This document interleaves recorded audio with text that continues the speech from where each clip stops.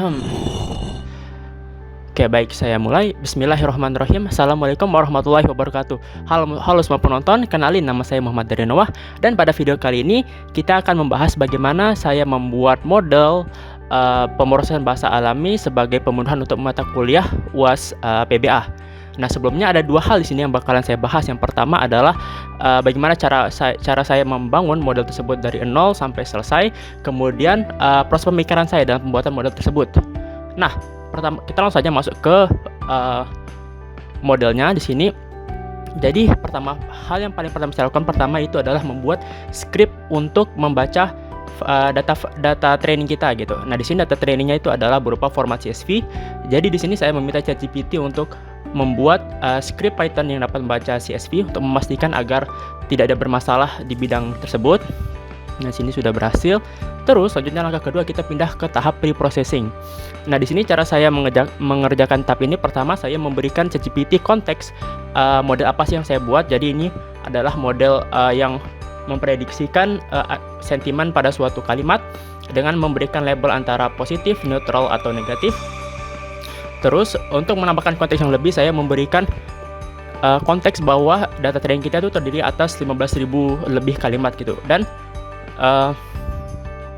saya juga membantu mengattach file data training kita agar ChatGPT dapat mempunyai konteks sebesar mungkin gitu.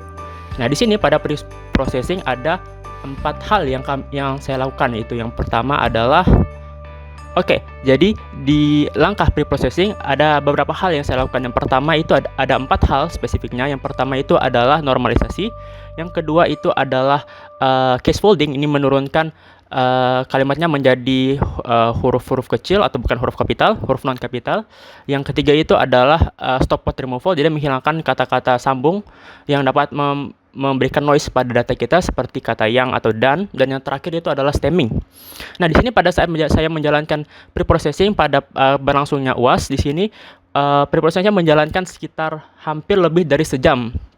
Sehingga saya untuk mengoptimasikan proses preprocessingnya, saya memutuskan untuk menghapus stemming, di mana stemming ini memakan waktu terbesar setelah saya mengeliminasikan proses tersebut.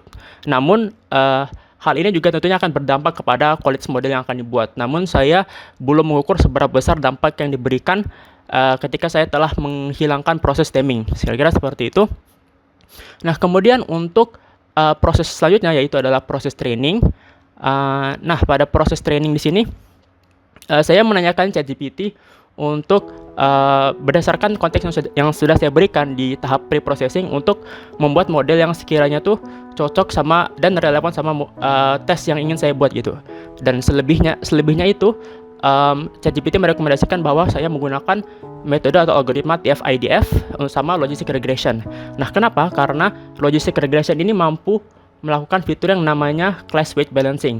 Nah, seperti yang data yang telah diberikan untuk membangun modelnya, data training ini mempunyai data yang sangat biasa, yaitu di netralnya. Dibandingkan positif sama negatif, netralnya mempunyai nilai yang terbesar atau yang paling sering muncul. Sehingga dengan menggunakan class weight balancing, kita dapat memberikan bobot kepada label-label yang ada gitu. Jadi semakin banyak atau semakin sering muncul frekuensi label tersebut, maka pembobotan tersebut akan semakin kecil. Begitu pula sebaliknya. Selanjutnya itu pada ke tahap validasi.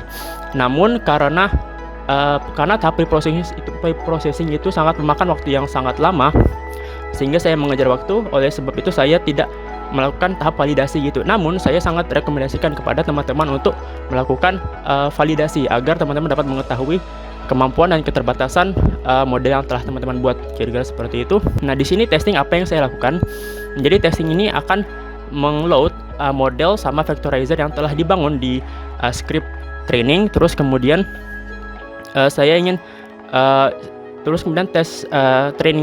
testing script ini akan meload menerima input berupa file yang berisi kalimat-kalimat yang kemudian akan diprediksikan oleh model yang telah dibangun sebelumnya.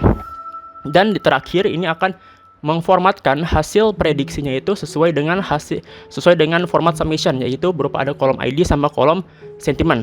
Nah, semoga teman-teman menemukan hal ini menarik atau dapat menambahkan wawasan. Assalamualaikum warahmatullahi wabarakatuh.